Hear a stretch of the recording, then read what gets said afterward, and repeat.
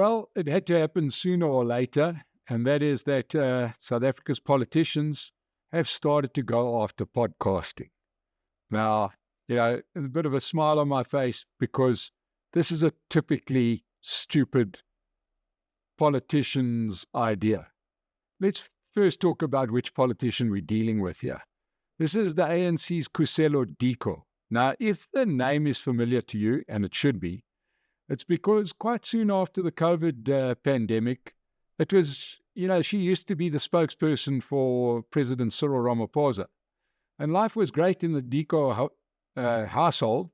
I think it should have been really wonderful because she should have noticed that things suddenly got a lot better. Well, it turned out that her husband's company got a 125 million rand deal from the Gauteng Health Department to supply them with PPE. You do remember when our president promised us that none of the COVID money would be misspent.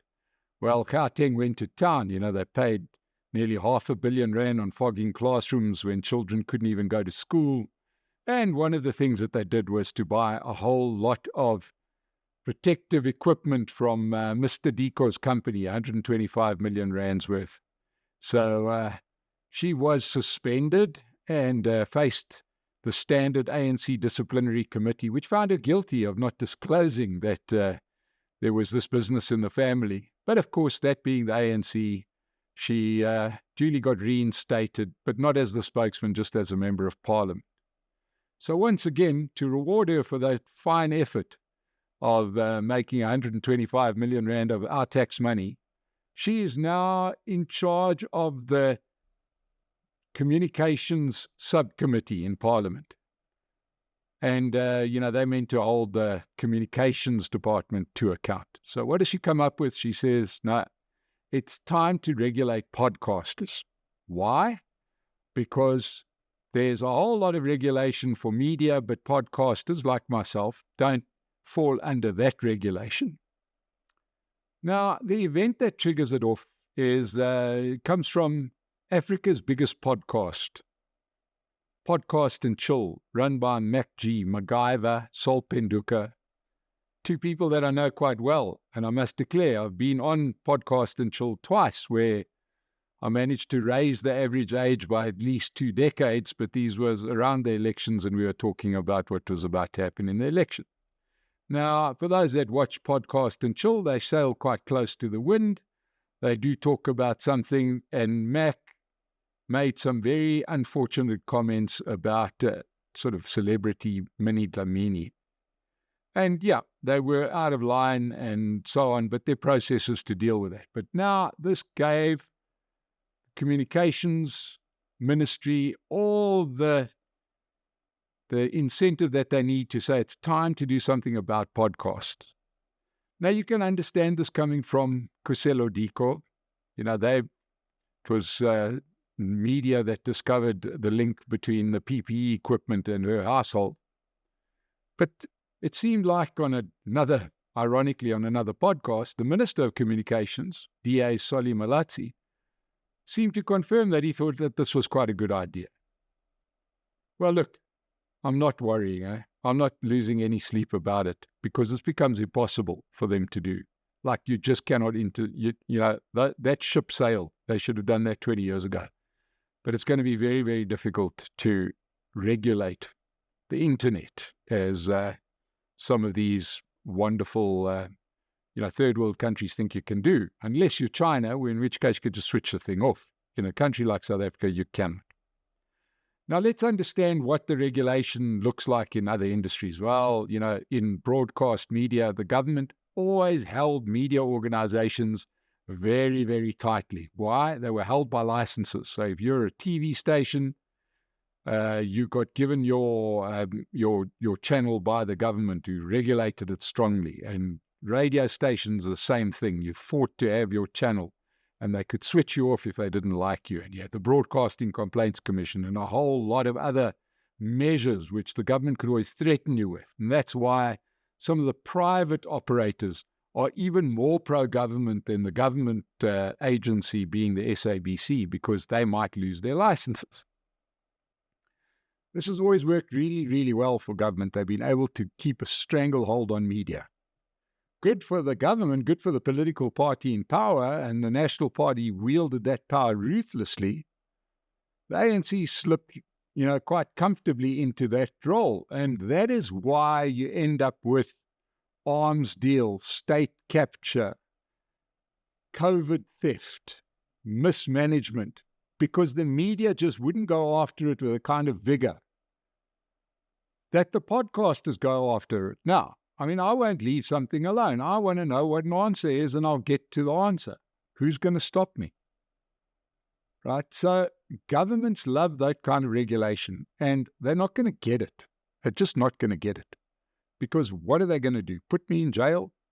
I'm telling you, there's so many different channels that we can get out there. So all they can do is they can threaten and hope that we will, I presume, kind of self-censor, much like, say, 702 does, Cape Talk, where you say only what you think the government wants you to say. News 24, you completely kowtow to what you expect the government to say. But understand where this is coming from. This is coming from political parties, because now it becomes very, very difficult to hide stuff. It becomes impossible to hide theft, right? It becomes very difficult to say, we are renewing our party. Well, we'll decide when you're renewing your party, because we'll see it, because we won't have people stealing money, right? You can't say we run our city better than any other city in the country, because people will fact check you. People like myself, many other podcasts that do great work. Politicians are deeply uncomfortable with this level of intrusion. We can go out and we can go and check them. We can do the interviews that we do, hold them to account. What can they do? They can't phone my boss. Who are they going to phone to take me off air? So it's really quite difficult. They are hating this, right? And with the old regulations, it allowed the government to rob us blind, not deliver us the services, not do any of those things. You can't do it. There's no secrecy anymore. And it's terrifying for governments.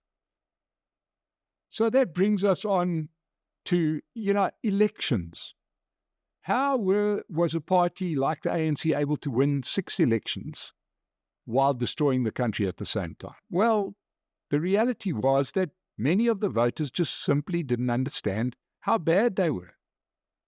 And then along came social media, videos, easy to consume, that will show you the potholes in the street, that will plant trees in the middle of the pothole and then film it, put it on TikTok, put it on Instagram. We can all see how bad they were.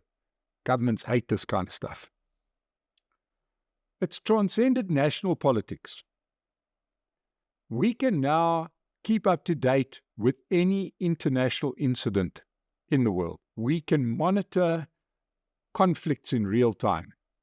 We know what's going on in Israel and Gaza because we can see the pictures, minute by minute. Same goes for Russia, Ukraine. We can see it. It's hard for governments to hide that sort of stuff. I recently watched a brilliant documentary about the Vietnam War. And you see that throughout the 1960s, as that war grew and grew and grew, the American population were kept completely in the dark as to what was going on. They didn't even think that they were fighting. It was only until the intrepid reporters went all the way down there and threatened, they were threatened with firing, they were threatened with all kinds of things, that they could unearth that. But that wasn't before literally millions of people were killed. It's very difficult to do that in this day and age. And governments hate that. So please understand. Now let's talk about what really irritates the government. Let's take the AfriForum case, because that's been all over the news.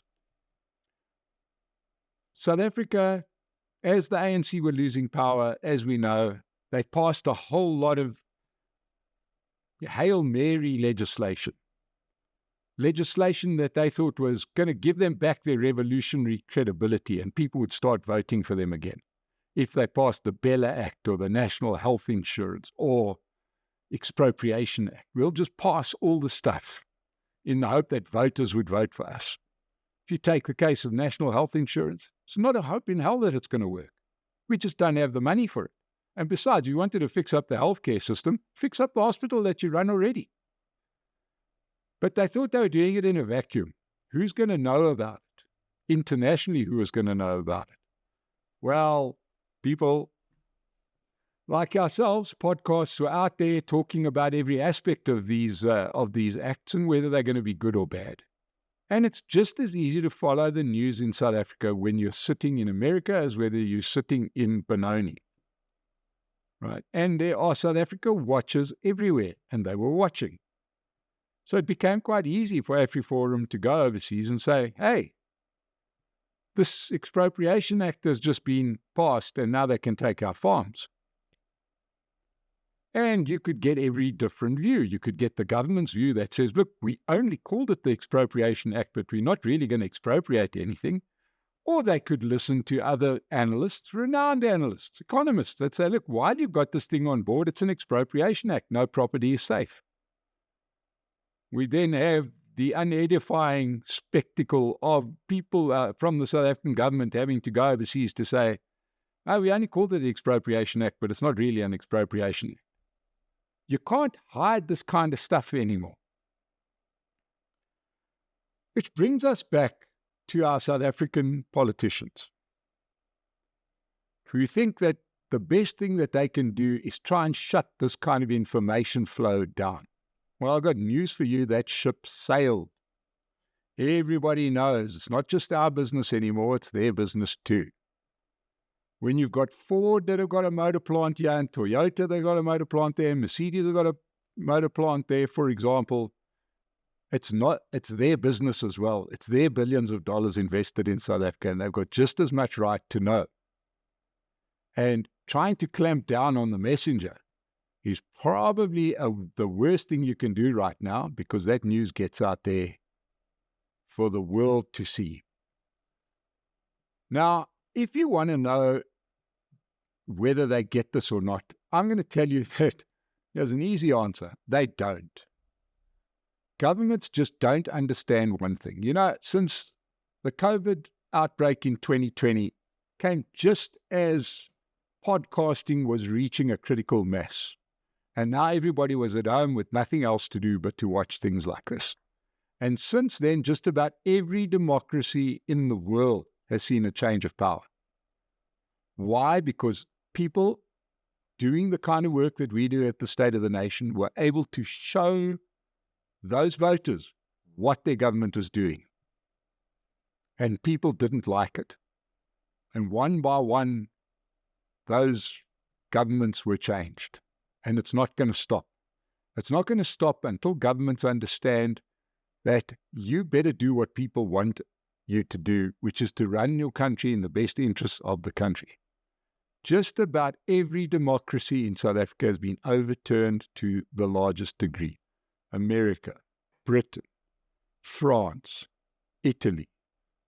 Even in South Africa, where you would never have thought that the ANC could lose their majority, they went from 57% to 40% in the last election.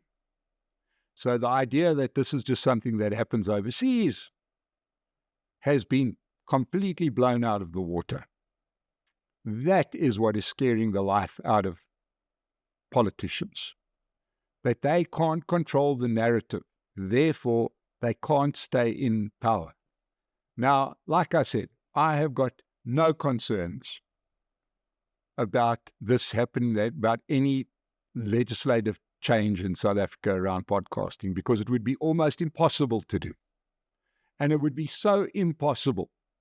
And it would just be wonderful. I would love them to take us off the air for a while, because I'd end up in the New York Times, because the world is interconnected. So the government's hand is totally held back on this, much like we were kept in the dark before, where we wanted to know where our money was going to. We want to know where that thief is that stole our money. We want to know why he's still in Parliament, and you feel so powerless. Well, now you should feel some of that lack of power, because now you have that lack of power in shutting us down. And it's just not going to happen. So what I would do is I would tell people like Ms. Diko, Minister Malatsi, rather play with us than try and play against us. This isn't a threat. This is just sort of some kind of like old manly advice. This is not going away. In fact, the only thing that is going away are your regulated media. If I were you, I would start working on that. But you're not going to change what happens in social media. It's just not going to happen. And in actual fact, all we need is a little bit more media given, and, nothing beats, will do us better than policemen walking in here. We'll film the hell out of that and show that to the world and get 1 million views. So they're really looking in the wrong place. I think where they should focus their attention is being a lot more transparent, and most importantly, do your job and do your job properly. Make your countries better for your citizens, not for yourselves, and we will give you all the good publicity you want to get. But regulation of social media, podcasters going off the air, not going to happen. Should Mac have been a little bit more sensitive in his comments? Yes, he should have been. He's been told that enough. It's fine. He's a bright guy. He'll sort it out. But shouldn't give anybody the grounds to think that they can somehow regulate podcast world. It's not going to happen.